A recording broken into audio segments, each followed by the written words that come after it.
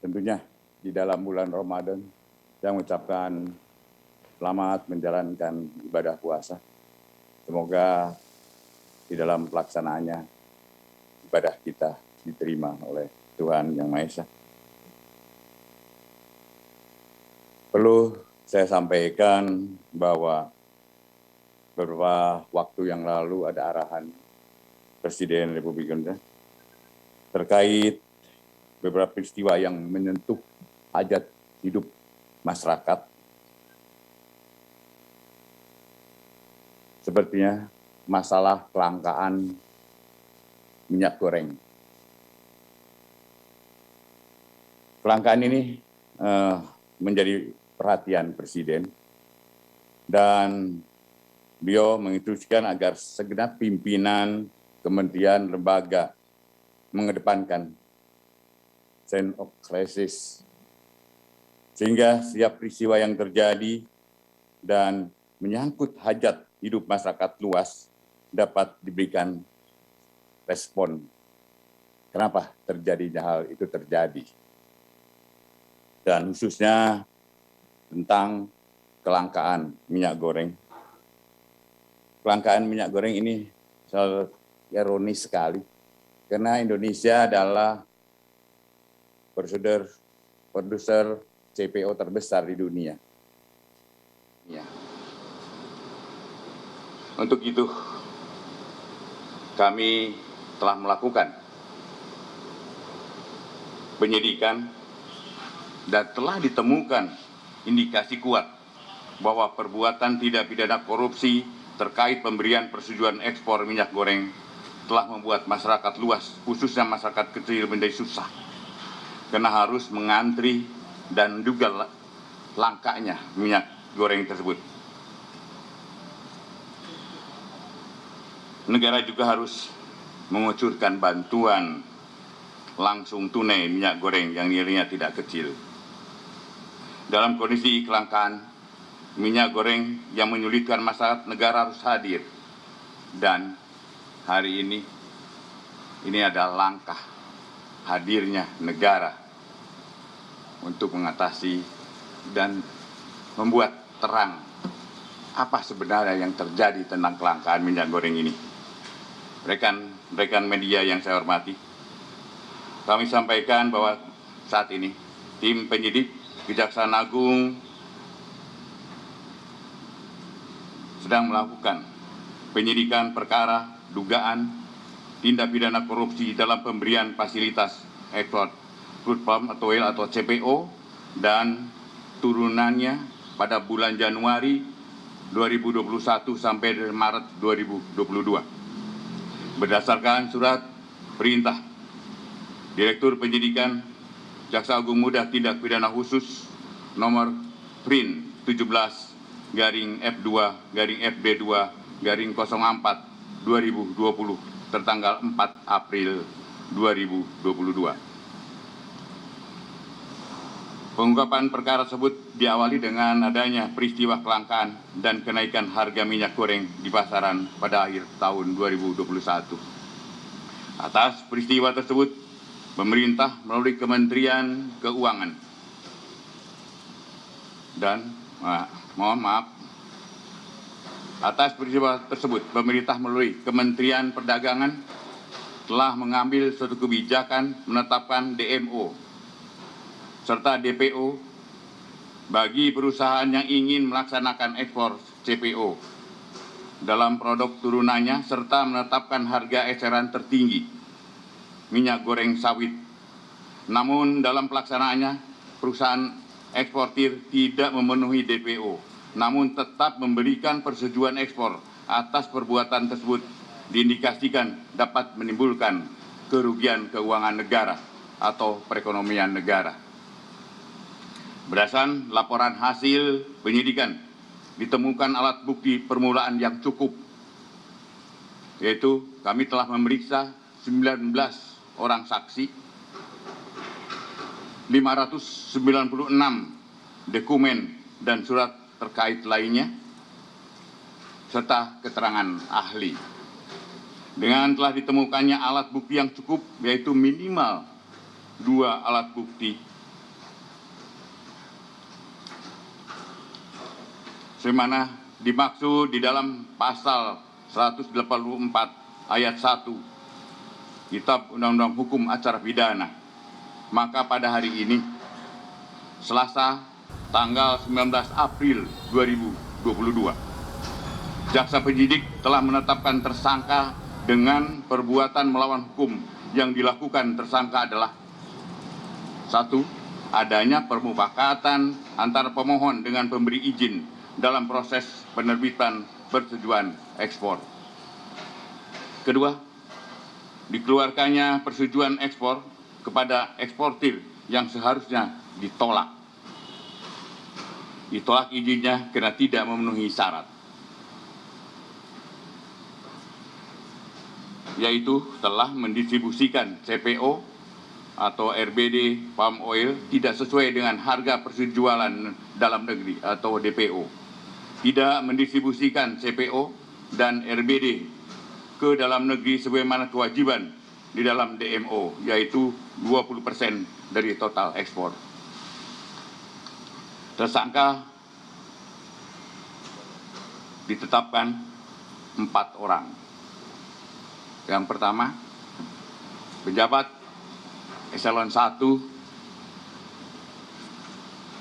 pada Kementerian Perdagangan bernama IWW, Direktur Jenderal Perdagangan Luar Negeri, Kementerian Perdagangan. Dengan perbuatan tersangka telah menerbitkan secara melawan hukum persetujuan ekspor terkait komoditi crude palm oil atau CPO dan produk turunannya kepada Permata Hijau Group, Wilmar Nabati Indonesia, PT Multimas Nabati Asahan, dan PT Musim Mas. Sementara itu, tersangka lainnya yaitu SMA, Senior Manager Corporate Affairs Permata Hijau. 2. Tersangka MPT, Komisaris PT Wilmar Nabati Indonesia. 3. Tersangka PT, General Manager Bagian General Affairs PT Musimas. 3 tersangka telah berkomunikasi secara intens dengan tersangka IWW, sehingga Permata Hijau Group, PT Wilmar Nabati, PT Multimas Nabati Asahan, PT Musimas untuk mendapatkan persetujuan ekspor. Padahal perusahaan-perusahaan tersebut bukanlah perusahaan yang berhak untuk mendapatkan persetujuan ekspor. Karena sebagai perusahaan yang telah mendistribusikan CPO atau RDB palm oil tidak sesuai dengan harga penjualan dalam negeri atau DPO. Juga sebagai perusahaan yang telah mendistribusikan CPO, RDB palm oil ke dalam negeri yang bukan berasal dari perkebunan inti. Perbuatan tersebut telah melanggar pasal 54 ayat 1 huruf A dan ayat 2 huruf A, B, C, ABE maksud saya, dan F Undang-Undang Nomor 7 Tahun 2014 tentang perdagangan, Keputusan Menteri Perdagangan Nomor 129 Tahun 2022, yaitu Yunto Nomor 170 Tahun 2022 tentang penetapan jumlah untuk distribusi kebutuhan dalam negeri dan harga penjualan di dalam negeri. 3. Ketentuan bab 2 huruf A, angka 1 huruf B, Yunto bab 2 huruf C, angka 4 huruf C, Peraturan Direktorat Jenderal Perdagangan Luar Negeri Nomor 02 Daglu Per 1 2022 tentang petunjuk teknis pelaksanaan kebijakan dan pengaturan ekspor CPO, RDB palm oil, dan UCO. Para tersangka dilakukan penahanan, ditempatkan yang berbeda berdasarkan surat perintah penahanan Direktur Penyidikan. Yang pertama adalah IWW dan MPT. Masing-masing ditahan di Rutan Salemba, Sabang Kejaksaan Agung selama 20 hari terhitung mulai tanggal hari ini 19 April 2022 sampai dengan tanggal 8 Mei 2020. Tersangka SMA dan tersangka PT masing-masing ditahan di Salemba Cabang Kejaksaan Negeri Jakarta Selatan selama 20 hari mulai hari ini 19 April 2022 sampai dengan 8 Mei 2022. Demikian proses penanganan perkara dimaksud. Dan sekali lagi, kami tegaskan bahwa negara akan hadir dan selalu hadir untuk mengatasi keadaan yang menyulitkan masyarakat luas. Dan kami akan tidak tegas bagi mereka yang mengambil keuntungan di tengah kesulitan masyarakat. Demikian, teman-teman, terima kasih atas atensi teman-teman. Wassalamualaikum warahmatullahi wabarakatuh. Salam sejahtera buat kita semua. Pak, izin Pak. Pak, izin tanya boleh Pak? Pak, izin KNI TV One ingin menanyakan berkaitan dengan hasil konferensi pers tadi yang disampaikan mengenai barbuk awal. Saudara, baru saja Anda menyaksikan konferensi pers yang disampaikan Jaksa Agung Sanitiar Burhanuddin terkait dengan penetapan tersangka kasus korupsi pemberian izin ekspor CPO atau sawit, minyak sawit dan juga turunannya dalam periode Januari 2021 hingga Maret 2022 yang diduga menyebabkan tingginya harga minyak goreng di tanah air dan juga kelangkaan minyak goreng di tanah air, seperti arahan Presiden Joko Widodo kepada pihak Jaksa Agung untuk menyelidiki kasus ini dan menetapkan 4 tersangka, diantaranya adalah pejabat Eselon 1, Kementerian Perdagangan dan juga sejumlah pihak swasta.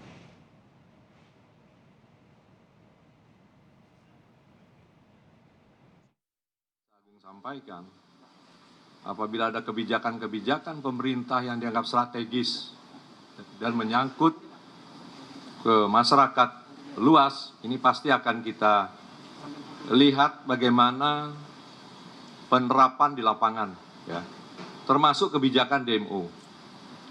Ya. Jadi kita telah melakukan penyelidikan dan kita tingkatkan penyidikan, kita temukan alat bukti, sehingga ada beberapa perusahaan yang kita lihat melakukan ekspor dengan cara melawan hukum, dan kita temukan ada alat bukti bahwa ada kerjasama yang dilakukan oleh salah satu pejabat negara di Kementerian Perdagangan. Ya, saya rasa itu ya. Terus Mbak, kalau tadi bicara tentang kenapa cuma ini aja, kalau semua pun Mbak, kami tidak akan membedakan. Kalau cukup bukti, ada informasi dan ada fakta, kami akan lakukan. Ya. Izin Pak, saya ingin bertanya, bagaimana apabila yang terlibat dalam penanganan perkara ini sampai ke level menteri? Apakah kejaksaan akan tetap berkomitmen untuk menyelesaikan perkara tersebut? Mbak, bagi kami, siapapun, menteri pun, kalau cukup bukti, ada fakta, kami akan lakukan itu.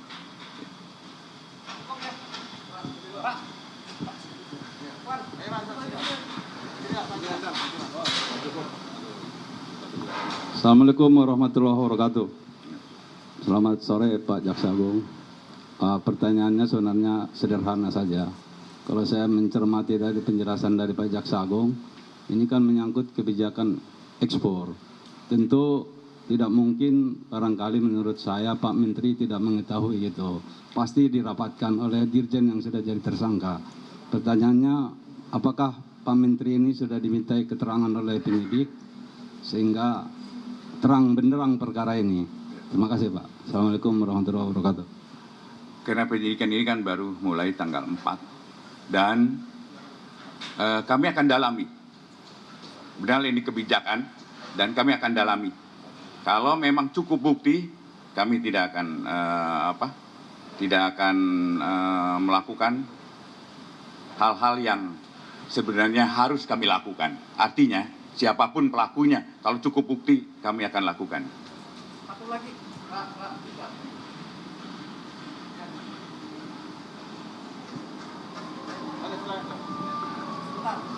Dua, kesempatan lagi dua.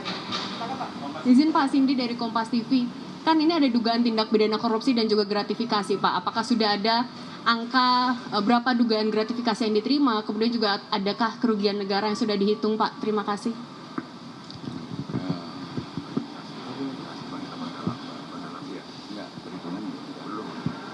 Gini Mbak, untuk perhitungan ya kerugian negara kita sedang dilaksanakan. Ya, kemudian kalau itu ada gratifikasi pasti akan dalami. Ya.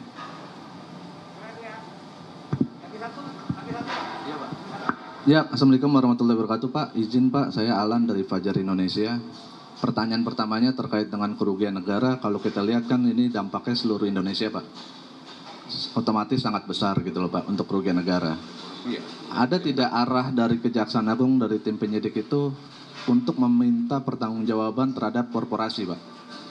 Untuk mengantisipasi jika para terdakwa nantinya tidak bisa mengembalikan kerugian negara.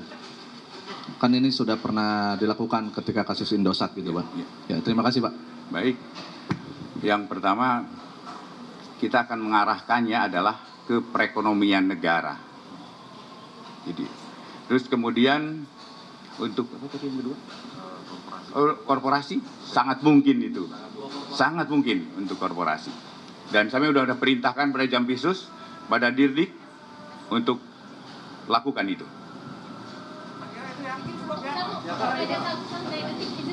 Detik. Ya, terakhir. Satu lagi. Pak Jaksa izin, saya Firda dari Detikcom, izin bertanya, para tersangka ini kan dijerat pasal apa saja, karena disebutnya kan korupsi tapi pasalnya undang-undang perdagangan. Nah ini bagaimana, izin, terima kasih. Jadi undang-undang untuk sarana melawan hukumnya aja Mbak. Ya, nanti kita akan mungkin gini, kita bukan rilis kita bukan hari ini aja, kami akan segera dalami ini dan saya juga akan minta pada Dirdik, pada Jampisus, waktu harus segera.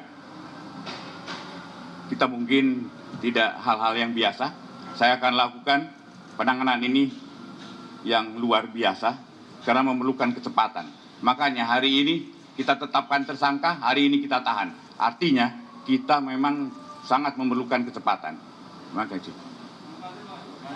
Terima kasih teman-teman. Saya kira itu ya teman-teman ya. Jangan terima kasih.